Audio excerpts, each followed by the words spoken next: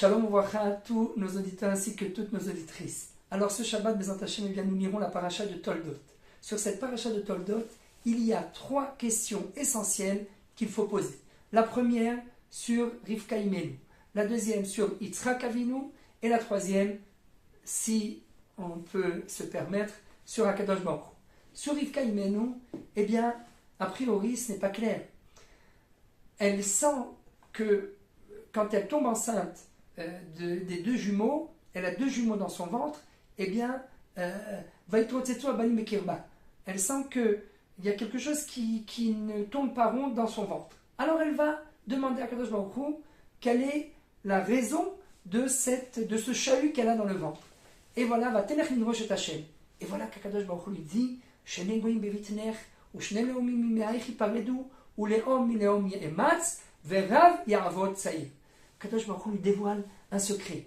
Et il lui dit, sache que, elle demande bien sûr par prophétie à Shem Ve'ever, etc., les prophètes de l'époque, et il lui dit, sache que ce n'est pas un enfant que tu as dans le ventre, mais c'est 2 enfants. Et ces 2 enfants deviendront 2 nations. Seulement, le cadet dirigera l'aîné.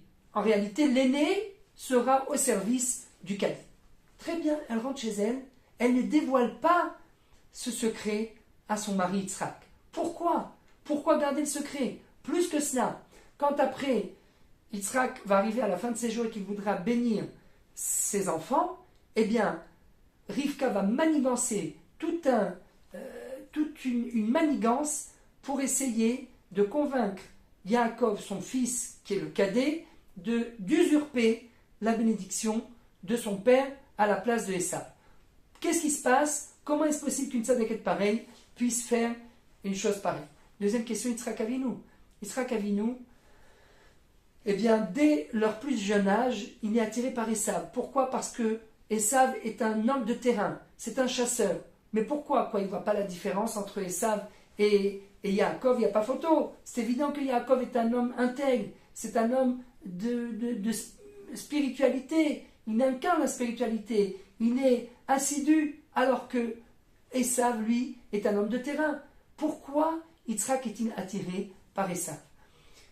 Et troisième question, sur Akadosh Baruch Hu, le Midrash nous dit que, d'abord, il ne dévoile pas, comme on l'a dit, l'information qu'il a donnée à Rivka, eh bien, il ne la donne que à Rivka, et Yitzhak n'est pas du tout au courant de cette information, et d'autant plus, arrivé vers la fin de ses jours, eh bien, Yitzhak va être tapé, frappé, nous, il va devenir aveugle, et a priori, pourquoi il devient aveugle ? Afin que Yaakov puisse venir et usurper les bénédictions de son frère, de son père Yitzhak, à la place de son frère Esav. Qu'est-ce qui se passe donc dans cette intrigue qui s'appelle la paracha de Toldot ? Pour répondre, bien on va répondre dans le groupe. D'abord Rivka, eh bien elle a compris, comme nous dit Shlomo HaMelech, Kvod Elokim Haster Davar. Parfois, le respect et la sanctification du nom d'Hachem, eh bien c'est de cacher ce qu'on a reçu par prophétie. Les secrets, il faut les cacher. Elle a reçu un secret. Elle voit que ce secret, c'est qu'elle qui l'a reçu et son mari ne l'a pas reçu. Eh bien, elle se dit, la volonté de Dieu, c'est quoi ? C'est que je cache ce secret. Et après, par la suite, elle voit que, naturellement, son mari Yitzhak est attiré par Esav parce qu'il voit que c'est un homme de terrain. Et là, elle commence à comprendre qu'apparemment, c'est un plan divin, qu'il faut que Yitzhak soit attiré par Esav. Et de plus en plus, le temps passe, et plus elle comprend qu'en réalité, eh bien, Yaakov aura besoin d'usurper cette bénédiction à son frère Esav, qui est son frère jumeau. Pourquoi ? Afin que Yaakov acquiert 1/60 de ruse de son frère jumeau. Vous savez qu'entre les frères jumeaux, il y a une corrélation exceptionnelle. Eh bien, Yaakov, lui, qui incarne la vérité, le Emet, Titel Emet le Yaakov, c'est Davka Yaakov. C'est lui particulièrement qui doit tenter d'acquérir un petit peu de ruse de son frère jumeau Esav.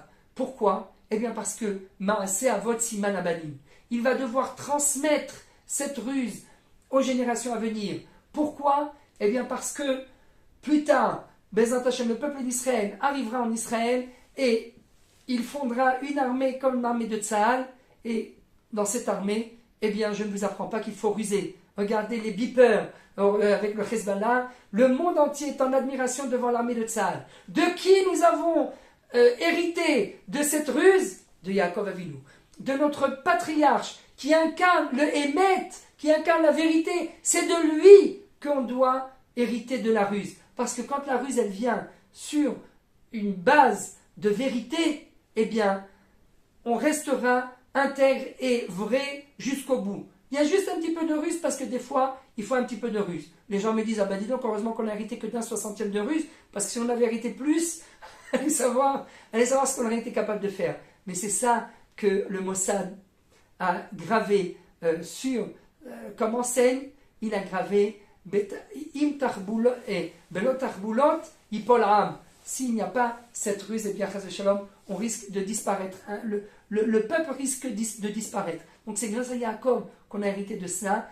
Et c'est pour cela que Rivka ne tente pas de diriger Yitzhak autrement, parce qu'il faut que pour que Yaakov puisse hériter de cette ruse, eh bien il faut, et qu'il puisse la transmettre aux générations à venir, eh bien il faut qu'il se confronte à cette épreuve de dire à son père, de ruser avec son père, et de lui dire, voilà, je suis Esav alors qu'il est Yaakov, bien sûr que pour le bien, pour justement acquérir ce 60e de ruse.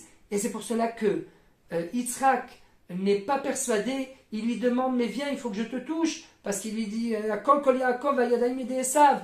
Mais c'est pour cela qu'Akadosh Baruch Hu a retiré justement la vue à Yitzhak, afin que Yaakov puisse venir usurper les brachot, pour qu'il acquiert un petit peu de ruse. Et c'est ça le plan divin, pour que Yaakov Avinu, Maaseh Avot Siman Banim, les actions de nos pères sont des signes pour les générations à venir, afin que nous puissions nous-mêmes, notre génération, hériter de cette ruse et pouvoir vaincre nos ennemis. Shabbat Shalom, Umevorach Kol Tov.